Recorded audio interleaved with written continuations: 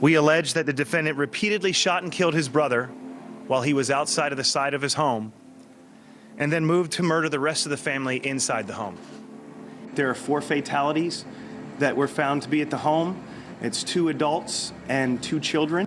An adult male located outside in the front yard. 3 bodies, a woman and 2 children found dead and burned inside the home. The male victim outside, dead of a gunshot wound. Not self-inflicted, according to sources quoted in published reports, with a lot of questions that Monmouth County Prosecutor Chris Gramiccioni said investigators are working hard to answer. We have no reason to believe that the community is in any danger at this point in time. 4 dead at the home of 50-year-old tech CEO Keith Caneiro during a fire at the family's estate. But adding to the mystery, hours earlier, another fire at Keith Caneiro's brother's home in Ocean. Paul Caneiro, co-owning the tech company and another business with brother Keith. We allege that Jennifer was shot and stabbed, and the 2 Caneiro children were repeatedly stabbed by knife. Prosecutors say then Paul Caneiro set fire to the basement of his brother Keith's Colts Neck mansion to try and conceal his crimes. Caneiro was already being held by authorities, accused of lighting his own home on fire the same day last week with his wife and daughter inside. Prosecutors now believe the second fire was part of a cover-up. That fire was effectively a ruse designed to make it appear as if the overall Caneiro family was somehow targeted. A financial crimes investigation is also open as well, as prosecutors are pursuing the theory that all of this stemmed from the brothers' joint tech and pest control business ventures in Asbury Park. This one is the most brutal case that I've seen in my experience here. And I know that the entire team of investigators and people involved in working on this case, the fire officials, that they've struggled with this too. Absolutely brutal. I mean, a family wiped out. You've got 2 houses, 1 mansion and 1 house torched. What exactly is going on here? Is this the ultimate in family betrayal? Brother versus brother? Unbelievable. Let's bring in our special guest. Joining me now in Westfield, New Jersey to talk about the case. Criminal defense attorney, former prosecutor Andrew Olesnicki is with us. Andrew, thanks so much for joining us.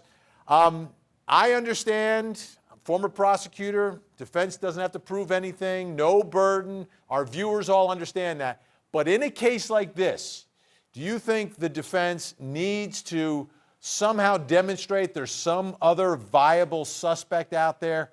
Oh, I don't know, maybe a mobster, drug cartel, Jimmy Hoffa, somebody? Well, Vinny, I think in this case, the defense really has their work cut out for them. What's a little bit different about this case, which is really a once-in-a-generation type of grisly murder that people are going to be talking about still, I think, 40 years from now, is that the prosecution has actually laid out a lot on the table and talked about how they're going to prove their case against Paul Caneiro. They have, and again, this is unproven, but these are the allegations coming out of the prosecutor's office.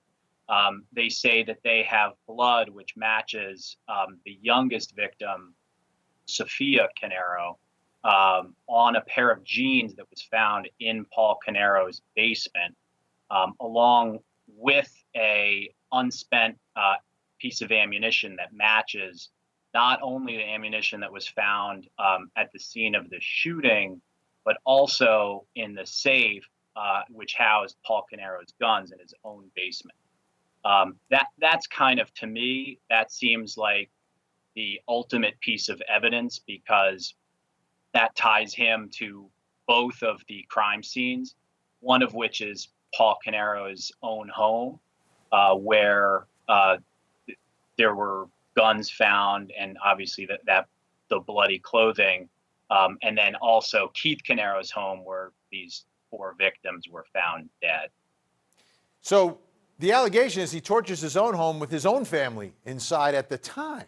And to me, this is unreal. So do you think prosecutors you're going to have some physical evidence, forensic evidence, circumstantial evidence, kind of put things together.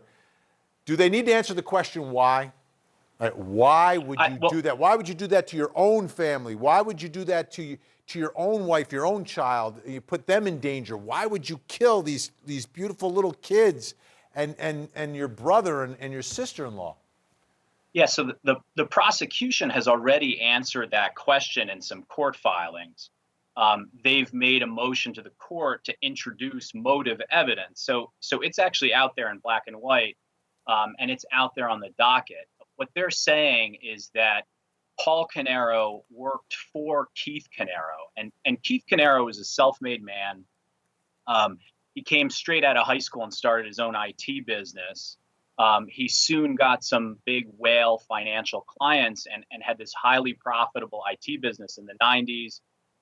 And Paul, the older brother, worked for the younger brother, and Keith actually found out, according to the state, that Paul was not only was stealing from him. So and apparently also, according to the state, Paul would have inherited or obtained the trust that was Keith's.